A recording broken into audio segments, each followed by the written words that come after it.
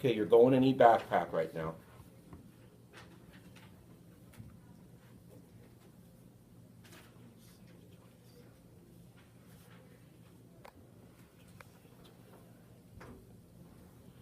Okay, tap on, it says something like proven identities, answers, worksheet number 2. Bring that up.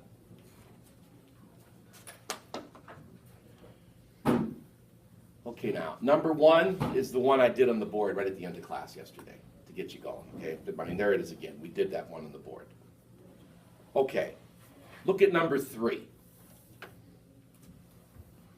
How many of you, look what I did there. What did I want one of you to tell me, what did I do on the left-hand side? See, this is the freshman algebra, everybody. And number 3, I mean, you're looking at your iPad there.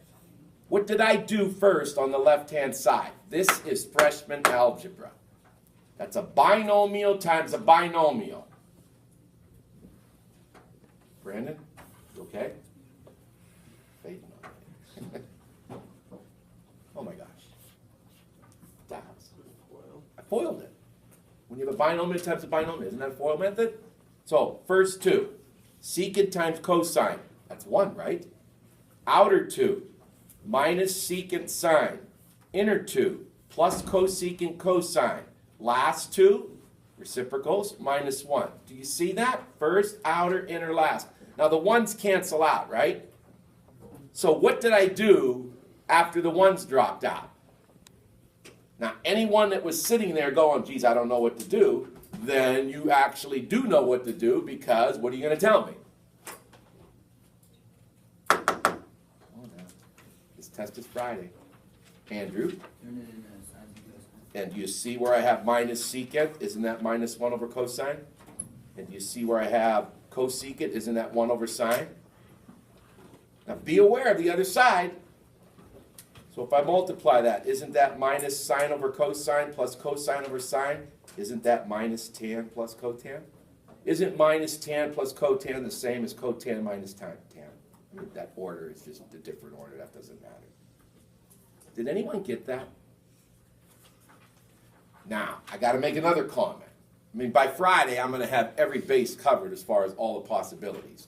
You understand, when I grade these papers sometime over the weekend, I could have 5 different people doing the same problem, and these 5 people could technically have 5 different sequence of steps, but all 5 people could be correct. Do you understand me? There's just not one set way. Question. Yes. So when foiling, would that still work if the second one was a plus sign? Sure. Okay. So Foil method works no matter what the it signs are. just has to be 2 binomials? Exactly. Okay. Exactly. Now, Ethan, remember, though, if you multiply 2 things like this, and this will come up on this test, if you multiply 2 things like that, which I've already talked about, all you would have to do in something like that is what? See, that's not a whole FOIL method. That's actually easier than a FOIL method. First and last. That's just first and last. Are you with me? What does that equal if you go first and last? Because I've already shown you this. This is that conjugate idea, conjugates. Howard. 1 minus 2 cosine x. Ooh, Or 1 minus cosine squared x. That's 1 minus cosine squared, which is sine squared, right? Alternate identity. Okay, swipe to page 2. All right, look at number 4. Look what I did. Look what I did in number 4. I converted. You can easily see how I converted. Now, do you see what I did on the top and on the bottom? I want one of you to tell me. After I converted to sines and cosines, what did I do on the top of the big fraction, and what did I do on the bottom? See, you all should be able to tell me that by now. What did I do in the numerator of the big fraction and the denominator of the big fraction? Jimmy. Got a common denominator. Exactly, I got an LCD. So you got a times by cosine over cosine, and on the bottom you got a times by cosine over cosine. So what do you do when you have a fraction divided by a fraction? You take the fraction on the top and you multiply by the reciprocal. Do you see what I did in the numerator of the first fraction? What did I do? This is freshman algebra again. When you multiplied algebraic fractions, how'd you do that freshman year? You factored first and then you canceled. Do you see how I factored out a sine of x, which gave me cosine of x plus 1? And do you see how nice the cosines canceled out? The cosine of x plus 1's canceled out, and lo and behold, there's your sine of x, and you proved it. Did anyone get that one right?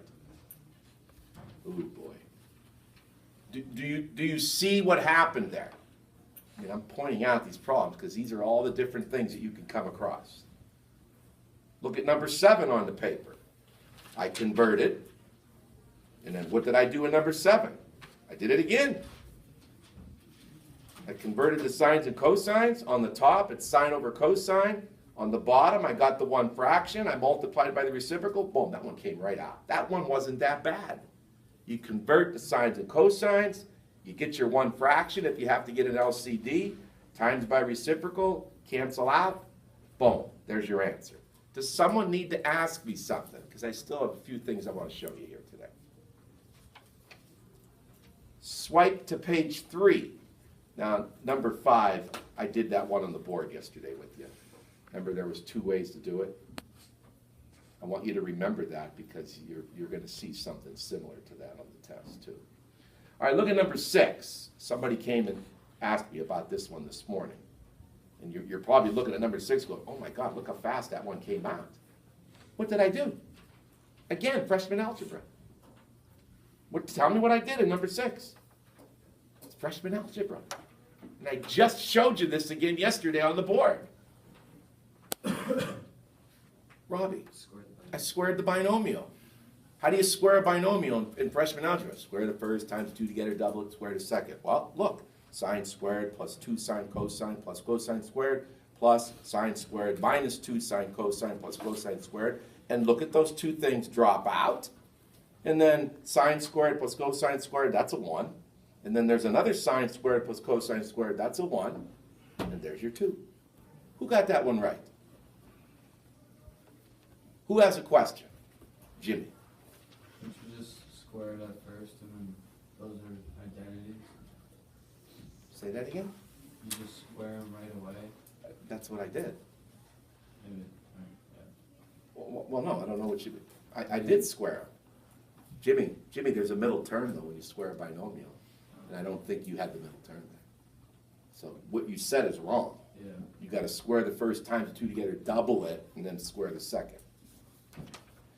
And then swipe to page 4.